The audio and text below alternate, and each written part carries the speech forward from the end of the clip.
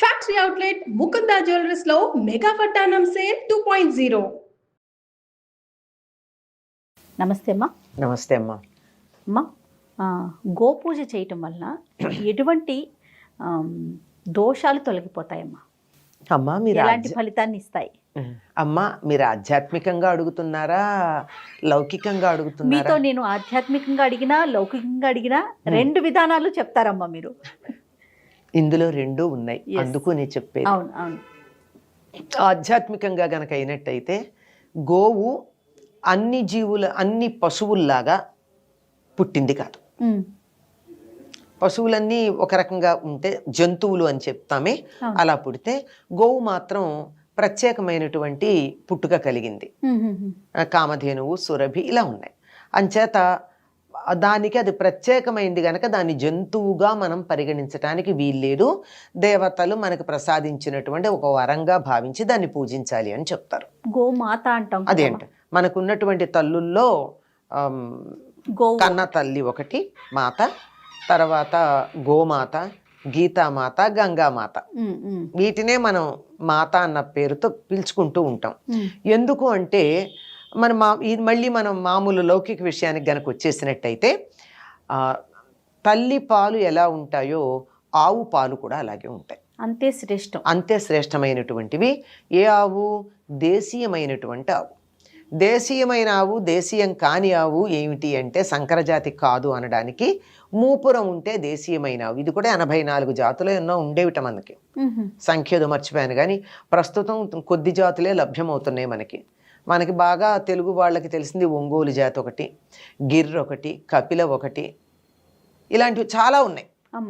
వాటిల్లో శ్రేష్టమైనటువంటివి ఈ జాతులన్నిట్లోనూ గనక చూసినట్టయితే వీటన్నిటికీ ఉన్న సామాన్య లక్షణం ఏమిటంటే మూపురం ఉండడం.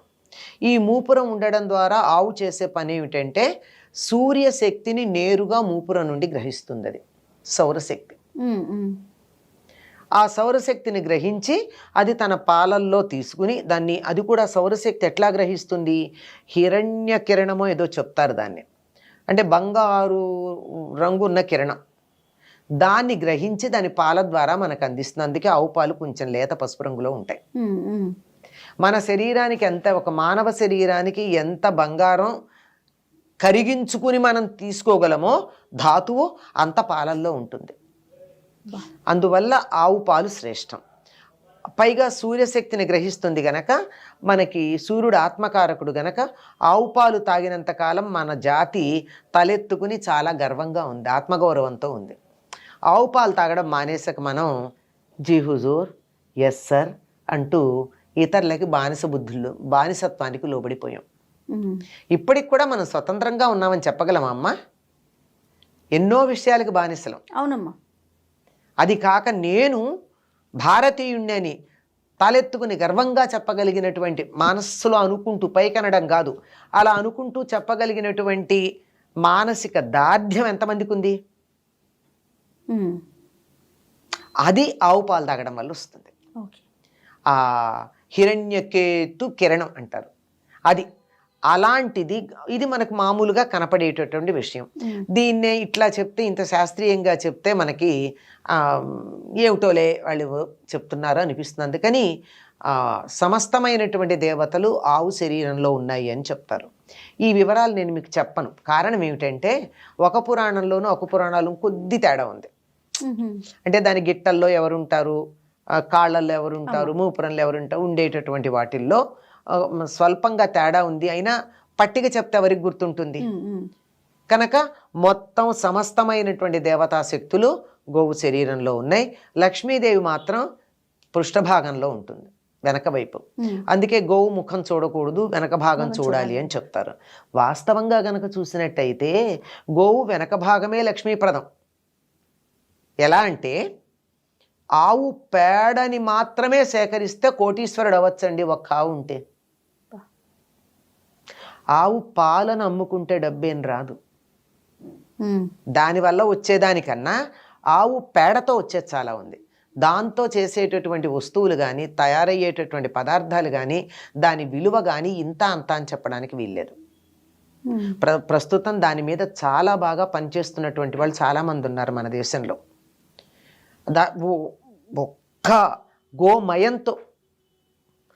ఎందుకు అంటే ఆవు శరీరంలో సమస్తమైనటువంటి దేవతలు ఉన్నారని, మన శరీరంలో కూడా ఉంటారు, అది వేరే మాట, అది మనకే ఉపయోగం.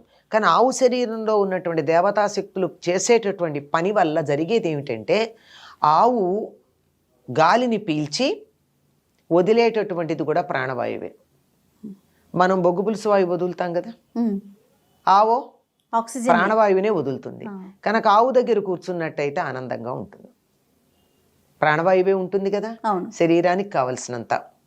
అందుకే చాలా మంచి మంచి పనులు చేయాలంటే గోశాలలో చేయమని చెప్తారు. ఎందుకంటే వాతావరణంలో ప్రాణవాయువు ఎక్కువ ఉండి మనసు చురుకుగా పనిచేసి మనసు హాయిగా ఉంటుంది. అది ఒకటి. ఇంకొకటి, ఆవు తాను ఏమి తిన్నా తిరిగి ఇచ్చేది మాత్రం అమృతోపమానమైనటువంటి పాలు.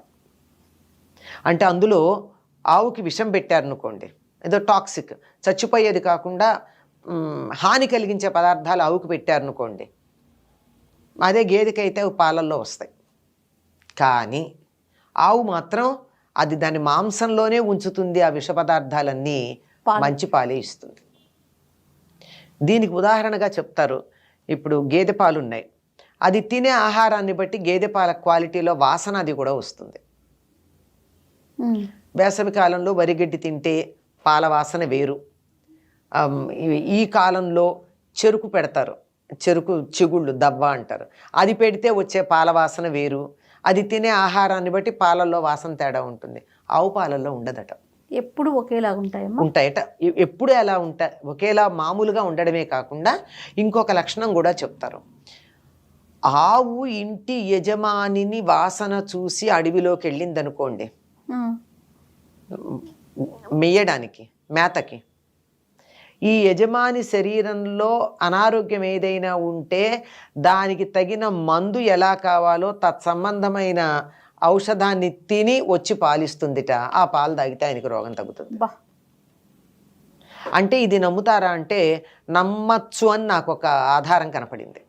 ఎట్లాగంటే ఇప్పుడు ఒక తల్లి ఉంది, బిడ్డకి పాలిస్తోంది. తల్లి దగ్గర నుంచి వచ్చేటటువంటి పాలు బిడ్డ అవసరాన్ని బట్టి మారతాయి. ఇద్దరు పిల్లలకి తల్లి పాలిచ్చింది అనుకోండి వేరే వేరే సమయాల్లోనే, ఒక బిడ్డకి ఇచ్చేటప్పుడు పాలల్లో ఉండేటటువంటి కాంపోజిషన్కి ఇంకొక బిడ్డకి పాలిచ్చేప్పుడు ఉండే పాలల్లో ఉండే కాంపోజిషన్కి తేడా ఉంటుందిట. బిడ్డ స్పర్శ వల్ల ఆ బిడ్డకి ఎటువంటి పాలిస్తే సరిపోతుందో తల్లి బాడీ కనుక్కుని తయారు చేస్తుంది ఆటోమేటిక్గా. దాన్నే అంటారు కస్టమ్ మేడ్ మిల్క్ అంటారు. అంతే. అదేవిధంగా యజమానికి కావలసిన, నాకు ఇది పోలికతో నిజమేనేమో అనిపించింది, యజమానికి కావలసినటువంటి ఆహారాన్ని తనేది తిని ఇచ్చిన పాలతడికి సరిపోతుందో వాటికి సంబంధించినటువంటివి ఆహారం తిని వస్తుందట. మరి గోవుని మరి దైవం అనాలా మరేమనాలి? ఇట్లా గోవు గురించి మనం చెప్పుకుంటూ కనుక వెళ్ళినట్టు అనేక విశేషాలు ఉన్నాయమ్మా. ఇంకా గోమూత్రంతో తయారు చేసేవి చాలా ఉన్నాయి. గోపంచితం అంటాం, అలాగే గోమయం అంటాం. గోమయం కూడా పురుగులు పట్టదటమ్మా సాధారణంగా. అది కూడా సువాసన ఉంటుంది, అన్ని మిగిలినటువంటి ఎక్స్క్రీషన్స్ లాగా వాసన ఉండదు. ఆవు పేడలో కలిపి విత్తనాలు గనక జాగ్రత్త పరిచినట్టయితే ఎన్నేళ్ళైనా దాంట్లో జెర్మినేషన్ కెపాసిటీ తగ్గదు. మీరు బాగా పాతకాల 40-50 ఏళ్ల క్రితం ఇంట్లో పెద్దవాళ్ళని అడిగితే ఆ కాకరకాయ విత్తనాలు ఎట్లా పెట్టారని మా ఇంట్లో పురుగులు పడుతున్నాయని ఎవరన్నా అన్నారు అనుకోండి, ఏముందని పేడకిస్తారు. అంటే తాజా ఆవు పేడలో ఈ విత్తనాలని కలిపి గోడ కొట్టేసి ఎండబెట్టేస్తారు, అవి దాస్తారు. 10 ఏళ్ళైనా మళ్ళీ వేస్తే అది విత్తనం వస్తుంది. అంటే జీవ ప్రజ్ఞని నిలబెట్టగలిగినటువంటి లక్షణం ఉందని. ఆవు పేడ పిడకతో తయారు చేసినటువంటి బూడిద ఉందే, ఆ బూడిద కలిపినట్టయితే పురుగులు రావు. బియ్యంలో కానీ దేంట్లో కానీ మంచి కచ్చిగా తయారు అయ్యి దాన్ని ఇలా పౌడర్ కనుక అయిపోయినాక దానిని మనం మినుగులు పెసలు అట్లాంటి వాటిల్లో కనుక కలిపేసామంటే సంవత్సరానికి సరిపడా దాచుకునేటటువంటి వాటిల్లో పురుగు రాదు. కడిగితేనేమో వాటిల్లో మొలకెత్తే లక్షణం పోతుంది, కానీ కడగకుండా మరి నిలబెట్టాలంటే బూడిదలోనే కలుపుతారు. ఇట్లా చెప్పుకుంటూ వెళ్ళినట్టయితే ఆవు వల్ల మనకు కలిగేటటువంటి ప్రయోజనాలు అంటే చాలామంది చెప్పాడు పాలు ఇస్తాయి, వెన్న వస్తుంది, నెయ్యి వస్తుంది, ఇలాంటివన్నీ పక్కన పెడితే నిజంగా మనకి పనికొచ్చేటటువంటి అంశాలు చాలా ఉన్నాయి. ఆవు పేడని నీళ్ళల్లో కలిపి చిలకరించినట్టయితే ఎటువంటి పీడలు మొక్కలకి పోతాయి. ఆవు బూడిద చల్లినా చాలు, మొక్కల మీద బూడిద చల్లేస్తే చాలు, అన్ని రకాల పీడలు పోతాయి. అంతేకాదమ్మా, సహజంగా చనిపోయినటువంటి ఆవు కొమ్ము తీసుకొచ్చి దాంట్లో ఆవు పేడ వేసి నేలలో దాన్ని పాతి పెడితే 6 నెలల తర్వాత తీస్తే పేడంతా ఇలా మెత్తగా తయారైపోతుంది. ఆవు పేడ కొమ్ములో ఉంటుంది కదా, దాన్ని తీసి భద్రపరిచి ఒక బకెట్ నీళ్ళల్లో కలిపి పిచికారీ చేస్తే ఎటువంటి క్రిములు పోతాయి మొక్కలకి. ఇప్పుడు సహజంగా చేస్తున్నాం వ్యవసాయం అనేటటువంటి వాళ్ళు చేసేది గో ఆధారిత వ్యవసాయం ఊరికే అన్నారా? ఇట్లా చెప్పాలంటే చాలా ఉన్నాయమ్మా అందుకే అడిగాను నేనేం చెప్పాలని. లౌకికంగా చూసినట్టయితే ఆవు వల్ల ఉండే మేలింతుంది. ఆవు దగ్గర అలా కూర్చుంటే మన శరీరంలో ఆనందానుభూతిని కలిగించే గ్రంథులకు కూడా గోవులని పేరు. ఎవరైతే ప్రతి చిన్నదానికి ఆనందపడుతుంటారో వాళ్ళల్లో గోగ్రంథులు బాగా పనిచేస్తున్నాయి. కొంతమందికి అసలు ప్రపంచం తెచ్చి చేతిలో పెట్టినా నవ్వు రాదు, ఎప్పుడు అని ఏడుపు మహాలుగా ఉంటారు. అట్లాంటి వాళ్ళకి వైద్యం ఏమిటంటే వాళ్ళు ఆనందించడానికి కావాల్సినటువంటి వైద్యం ఒక 40 రోజుల పాటు వాళ్ళని ఆవు దగ్గర కూర్చోబెట్టి గోశాలలో ఉంచి రోజు ఆవు పాలు ఆవు పెరుగు పెట్టి వాళ్ళకి ఆవు నెయ్యి వేసి ఒక 40 రోజులు కనుకుంటే ఎప్పుడు ఏడ్చేవాళ్ళు కూడా చక్కగా నవ్వుతూ ఆనందంగా ఉండడం మొదలు పెడతారు. ఇన్ని ఉపయోగాలు ఇంకా చెప్పుకుంటూ పోతే చాలా ఉన్నాయమ్మా. ఊరికే మనం మామూలుగా అందరూ చెప్పేవి కాక కొన్ని ప్రత్యేకంగా ఉన్నటువంటి కొన్ని చిన్న విశేషాలు చెప్పాను. గోవుని గనక మనం ఆరాధించినట్టయితే తప్పనిసరిగా సంతానం కలుగుతుంది. సంతానం లేనటువంటి వాళ్ళు గోవును ఆరాధించమన్నారు. గోవును ఆరాధించడం అంటే వెళ్ళి దాని మొహాన్ని ఇంత పసుపు కుంకం పెట్టి మెడలో దండలేసి అది బెదిరి పారిపోతూ ఉంటే కాదు, అది కాదు, అసలు అది పూజ కానే కాదు. అలా చెయ్యకూడదు, చాలా తప్పు. దాన్ని భయపెడితే పూజ ఏంటమ్మా? దానికి నచ్చే పని చేయండి. చక్కని పచ్చికి ఇవ్వండి, దాని గంగడోల దగ్గర ఇలా నెమ్మదిగా రాయండి, అలా వీపు భాగాన్ని అలా నివరండి, దాన్ని చక్కగా దగ్గరగా కూర్చోండి. ఇప్పుడు క్యాన్సర్ పేషెంట్లకి క్యాన్సర్ తగ్గడానికి కౌహగ్ అని చెప్పి విదేశాల్లో చాలా పెద్ద ఒక కార్యక్రమం పెట్టారు. ఇన్ని నిమిషాలు ఆవుని కౌగిలించుకుని పెడితే ఇంత డబ్బు అని చెప్పి పెట్టి మనకు అందుబాటులో ఉంది కదా, దాని విలువ మనకి తెలియదు. అంతేనమ్మా, అది నిజమే. ఇలా చెప్పుకుంటూ పెడితే ఎన్నున్నాయో చెప్పలేం. చాలా సంతోషం అమ్మ. గోవుని గౌరవిద్దాం, కాపాడుకుందాం. నమస్తే.